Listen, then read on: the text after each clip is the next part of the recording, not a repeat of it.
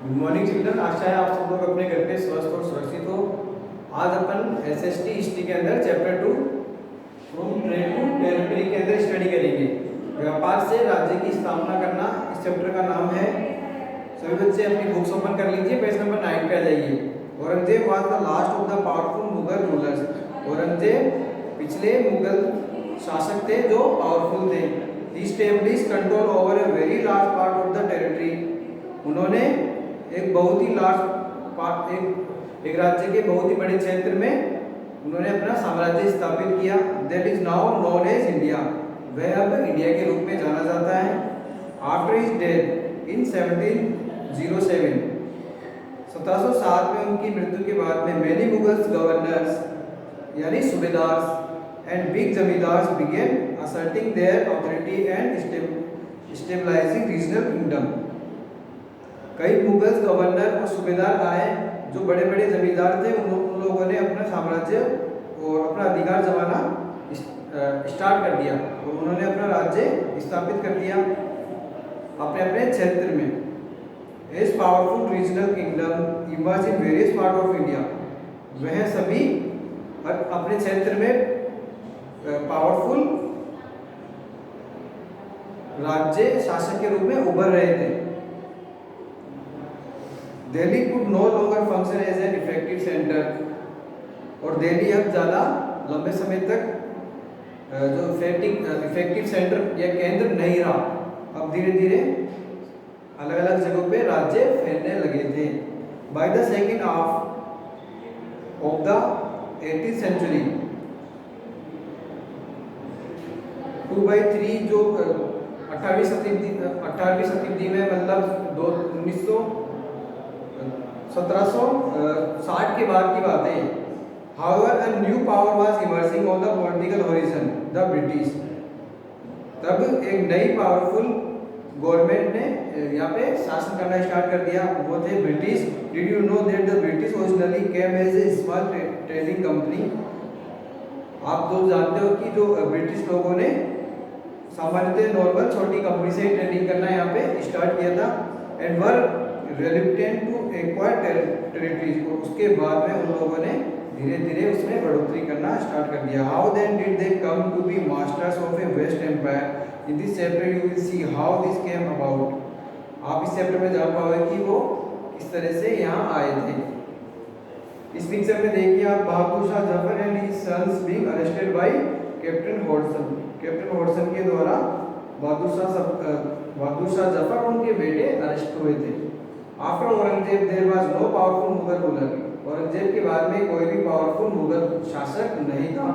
But Mughal emperors continue to be symbolically important. पर जो Mughal emperor था वो लगातार महत्वपूर्णता रखता था। In fact when a massive rebellion against British rule broke out in 1857।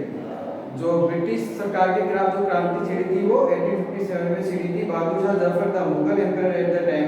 उस समय बहादुर शाह जफर मुगल साम्राज्य के रूलर थे, शासक थे। Was seen as the natural leader. वो एक तरह से नॉर्मल लीडर थे उस समय में। Was the revolt was put down by the company, Bahadur Shah Zafar was forced to leave the kingdom। उस समय बहादुर शाह जफर ने सभी को कहा था कि वो राज्य छोड़ दे, किसको? ब्रिटिश गवर्नमेंट को। And his sons were shot in cold blood. और उनके लड़के बहुत ही गर्म खूनी मिजाजी थे।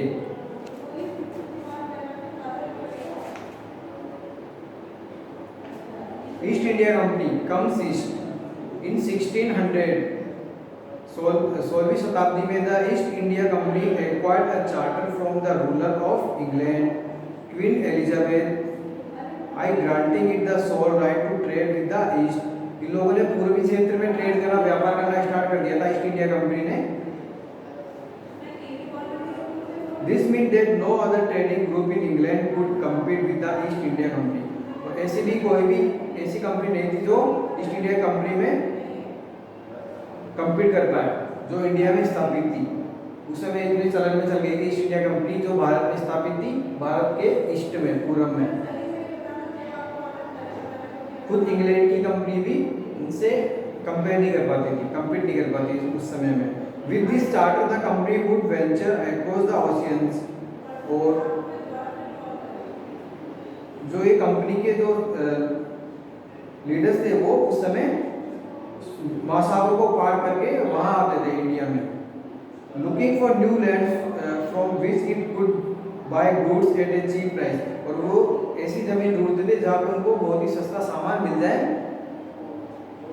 And carry them back to Europe to sell at high prices, और वो उन सामानों को यूरोप ले जाते थे वापस उनको हाई प्राइस में बेचने के लिए। The company did not have to fear competition from other English tradition companies, और कंपनी को कोई भी दूसरी इंग्लिश ट्रेडिंग कंपनियों से डर नहीं था। Mercantile trading companies in those days made profit primarily by excluding competition so that they would buy cheap and sell dear, और वो उनका यही रूल था कि भारत से सस्ते में माल उठाते थे और बाहर यूरोप में जाके वो हाई रेट में उसको सेल कर देते थे।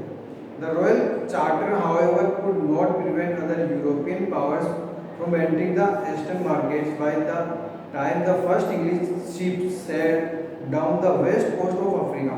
फर्स्ट जो इंग्लिश शिप्स थी वो पश्चिमी क्षेत्र में उतरी थी जो अफ्रीका में था। Round the Cape of Good Hope and cross the Indian Ocean, the Portuguese had already established their presence in the western coast, और जो पुर्तगाली लोग थे उन लोगों ने ऑलरेडी पश्चिमी तटीय क्षेत्र पे इंडिया में बिजनेस करना स्टार्ट कर दिया था, ट्रेडिंग करना स्टार्ट कर दिया था। And had there base in Goa, और उनका बेस कहाँ था? गोवा में था इनका, पुर्तगालियों का। In fact it was Vasco D gamma, a Portuguese explorer who had discovered this sea route to India in 1498। एक पुर्तगाली थे वास्को डी गामा, ये 1498 में भारत में आए थे, इन्होंने रूट किया था और इन्होंने डिस्कवर किया था कि यही इंडिया का रास्ता है जो ओशियंस के द्वारा आता है। By the early 17th century, और 17वीं शताब्दी के समय में the Dutch were exploring the possibilities of trade in the Indian ocean, और ज़्यादा समय में ट्रेडिंग करने के लिए भारतीय उस महासागर में लोगों ने रुझान दिखाया और वहाँ पे ट्रेड करना बहुत ही अच्छा लगता था लोगों को, उसकी पॉसिबिलिटी क्या ज़्यादा थी ट्रेडिंग करने की भारत में तब। Soon the French traders arrived on the scheme, और जल्दी ही फ्रांस से भी जो ट्रेडिंग कंपनियां थी वो भी पहुंचने लगी India. The problem was that all the companies were interested in buying the same things, problem ये थी कि सारी कंपनियां इंटरेस्ट थी सेम चीज़ खरीदने में, क्योंकि जो चीज़ चीप रेट में उनको मिल रही थी वही तो वो खरीदेंगे, आगे जाके वो फिर अपने देश में हाई रेट में उन चीज़ों को सेल करें। The fine qualities of cotton and silk produce in India, जो क्वालिटी थी कॉटन की और सिल्क की इंडिया में जो बहुत ही अच्छी क्वालिटी थी, had a big market in Europe, और इसका जो बायर्स थे वो यूरोप में बहुत ज़्यादा थे इसके कॉटन और सिल्क के, और जो कॉटन और सिल्क की क्वालिटी थी वो इंडिया में बहुत अच्छी थी और इनको चीप रेट में वो चीज़ें मिल जाती थी, इसलिए ये इंडिया की तरफ मूव करते थे। Peppers, cloves, cardamom and cinnamon too were in great demand, और pepper, cloves, cardamom and cinnamon भी इनकी भी बहुत डिमांड थी। काली मिर्च, लौंग, इलायचियाँ, इन चीज़ों की भी उस समय में डिमांड बढ़ गई थी। Competition amongst the European companies inevitably pushed up the prices at which these goods could be purchased, and this reduced the profit that could be earned.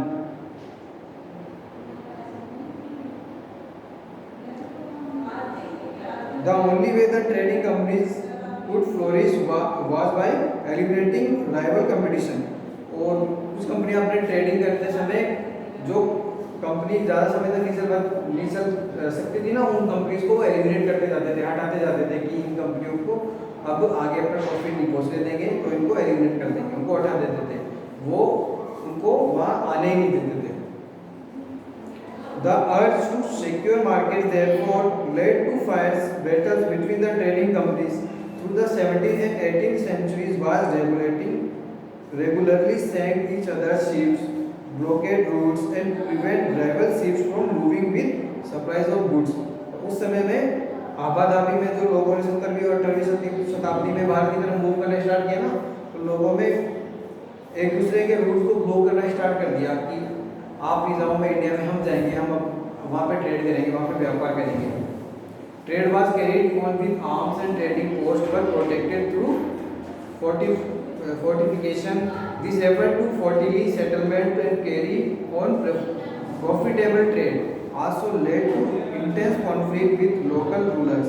The company therefore found it difficult to separate trade from politics. Let us see how this happened. उस समय politics भी चलने लगी कि जो जिनकी जानकारी ज़्यादा थी ना, पॉलिटिक्स चल रही थी उस समय, वो तो वहाँ की शिप आने देता था और जो दूसरी शिप थी उनको वो नहीं आने देते थे.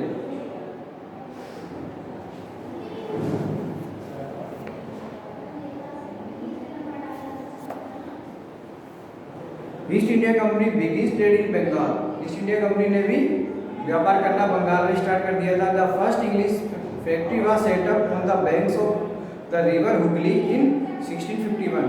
1651 में जो हुगली रिवर थी उसके बांध पर फर्स्ट इंग्लिश फैक्ट्री सेट हुई या स्थापित हुई. This was the base from which the companies traders known at that time as a factors operated. उस समय पहली ऐसी कंपनी थी जो ईस्ट इंडिया कंपनी की जो पहला हेड ऑफिस था वो कहाँ पे बना था, हुगली नदी के तट पर. और फिर वहाँ से ही जो कंपनी के ट्रेडर्स थे ना, उन लोगों ने ऑपरेट करना स्टार्ट कर दिया था इंडिया में और दूसरे क्षेत्रों में भी. The factory had a warehouse where goods for export were stored and it had offices where company officials said. As trade expanded the company persuaded merchants and traders to come and settle near the factory. By 1696, it began building a fort around the settlement. 2 years later, it bribed Mughal officials into giving the company zamindari rights over 3 villages. और 1696 में जब लोगों ने अपनी buildings वहाँ पे start मतलब किले बना दिए ना इन लोगों ने, तो उसमें फिर जो 2 साल बाद में मुगल जो शासक थे, इन लोगों ने इन कंपनी के जो जमींदार थे इनको अधिकार दे दिया कि आप इन 3 गांवों पे अधिकार कर सकते हो, इन पे ट्रेड आप कर सकते हो.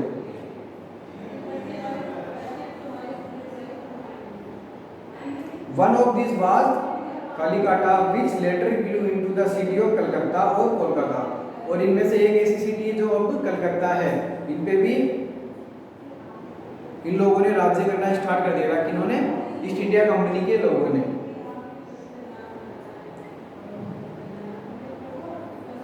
It also persuaded the Mughal Emperor Aurangzeb to issue a farman granting the company the right to trade duty free.